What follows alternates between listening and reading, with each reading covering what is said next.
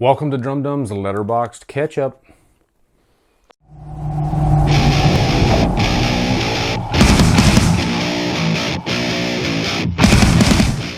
So what's up, guys? Welcome to my first Letterboxd Catch Up. And if you're wondering what that is, it's going to be kind of a monthly video where I go back to the previous month and I look at Letterboxd and I find some movies that I might not have had a chance to get a review out for you guys, because there's always a couple.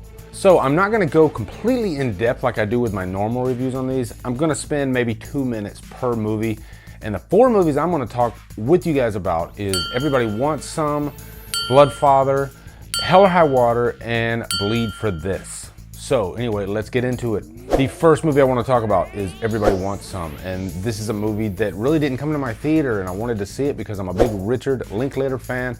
He did Dazed and Confused, which is one of my favorite 90s movies. Going into this movie, if you don't know Richard Linklater and the way he directs movies, then you might have a problem with it because he doesn't do the traditional beginning, middle, and end movie. It's more of you are a fly on the wall and you're watching these characters kind of live their lives. And there might not be a satisfying ending to that. It's more of just watching a lifestyle, really. That's what Dazed and Confused was. I mean, at the end of the movie, they go off to the Aerosmith concert, but that's not like a huge big ending. But what it was is the experience throughout. And nostalgia also plays a big part in Everybody Wants Some. It's really an 80s movie.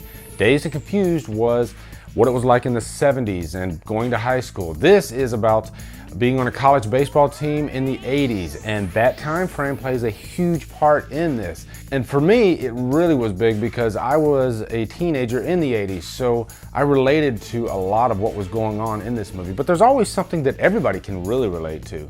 And what's really cool about that is this is before the whole cell phone generation and all that. So it's kind of cool for kids today to see what we lived like when we were teenagers, we meaning me, when we didn't depend on cell phones and we actually had to talk to each other. But what makes this movie work so well is the characters.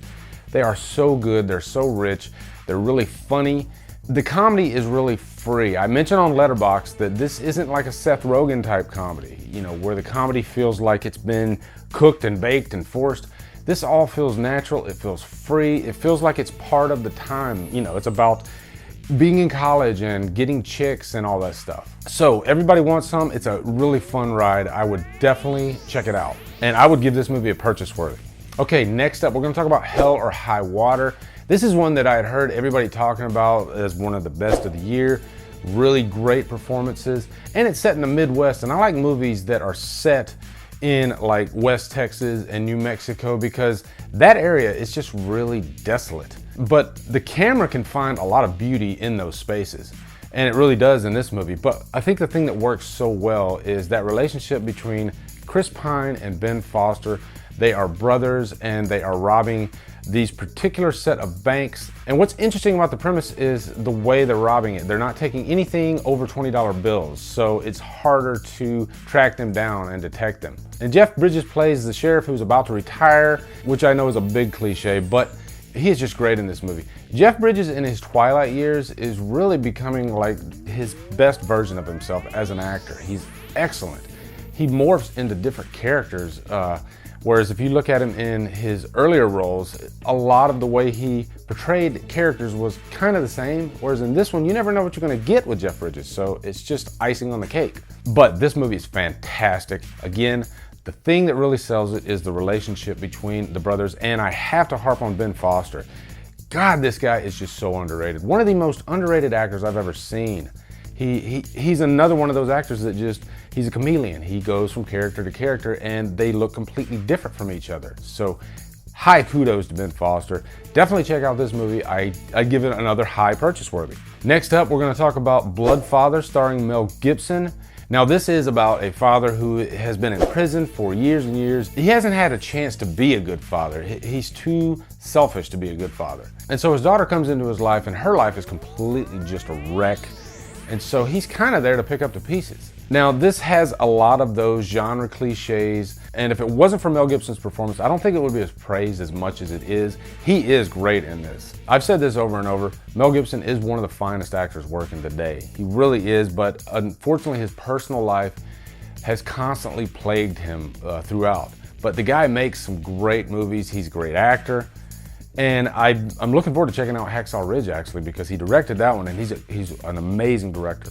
But really, the big takeaway you need from Bloodfather is watch it for Mel Gibson. His acting is just phenomenal. It's nothing to write home about. It's nothing great. I definitely give it a humdrum, but again, worth checking out for Mel. Finally, we're going to talk about one of my favorite genres is the boxing genre. And Bleed for This is one of those that I had high on my radar, definitely wanted to go see this.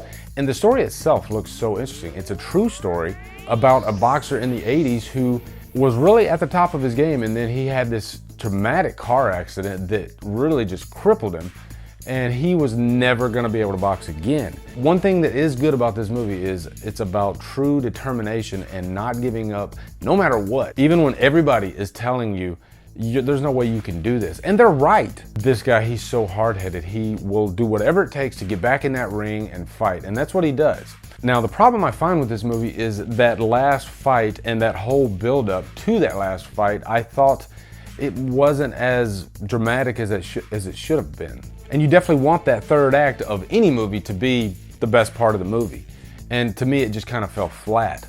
So I thought it was an interesting story, but to me, it didn't compare to last year's Creed or Southpaw.